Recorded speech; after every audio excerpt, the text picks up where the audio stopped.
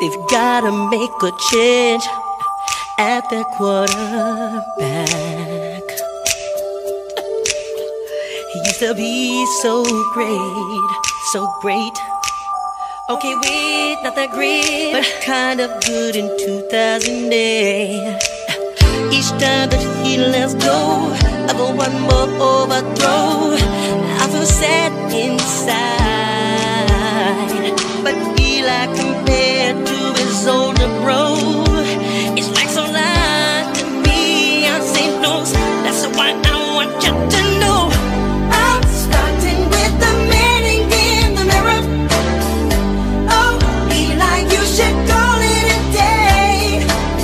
Go sit on the couch with your older brother. I can tell you right now, this is bad as it gets, but at least you're not starting for the New York Jets. Na na na na na na na na. It's must-win time for the Raiders this week when they face off against the Giants. Here are the top 5 things to know about the matchup, plus our predicted winner. Number 1, Eli Manning's consecutive start streak is going to come to an end. Head coach Ben McAdoo has decided to go with Geno Smith at quarterback. Manning has started 210 consecutive games, the second longest streak in NFL history, behind Brett Favre's 297. Number 2, the Raiders will likely be without their 2 starting wide receivers. Michael Crabtree is suspended for 2 games for his fight with Aqib Talib, but Amari Cooper will also likely miss the game with an ankle injury. Tight end Jared Cook and receiver Seth Roberts therefore become Derek Carr's go-to targets.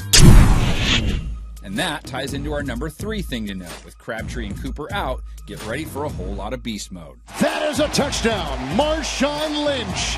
Marshawn Lynch got a season-high 26 carries against Denver last week. Now, he didn't do too much with them, averaging just 2.5 yards a carry. But if he gets that volume against the Giants, the results should be better. New York allows 131.7 rush yards per game, and only one other team gives up more yardage on the ground. Number 4, the Giants need to stick with what works, which they didn't do this last week. They have 2 wins on the season, and in both games, Orleans Darkwa had 20 or more carries. In all of their losses, no Giants back hit the 20 carry mark. And number 5, as Derek Carr goes, so goes the Raiders. Carr to the end zone. Touchdown, Cooper! In Carr's 5 wins this year, his passer rating is 99 or better. In the 5 games he's lost, his rating has averaged 71.9. The receiver situation will make it tough on the Raiders, but they are still fighting for a playoff spot, and now they don't have to worry about Eli Manning, so we'll take Oakland to eke this one out.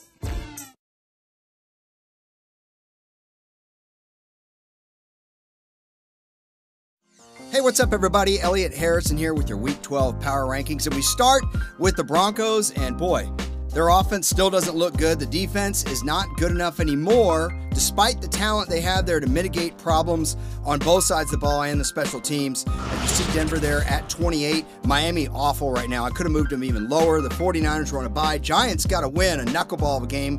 Cleveland continues to lose. Arizona lost again. The Jets were off. And, of course, Houston got to win. Now, how about the Ravens? They're making a playoff push. They've got an easy schedule going forward. And as long as their defense plays like it did at Lambeau, they're going to be competitive. This game reminded me a lot of their Week 1 performance against the Bengals, where the offense really didn't have to do very much.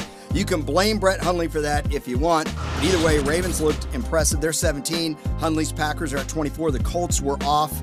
You see the Bengals there. They're still in it. The Raiders were not competitive against the Patriots. Big fumble by Seth Roberts in that game. Bills, weird decision there against the Chargers at quarterback. Bears, narrow loss in the Bucks. 2 wins in a row. How about that? Okay, the Chiefs, they're not on a winning streak. They've lost 4 out of 5. Alex Smith has not performed well in cold weather games or windy games.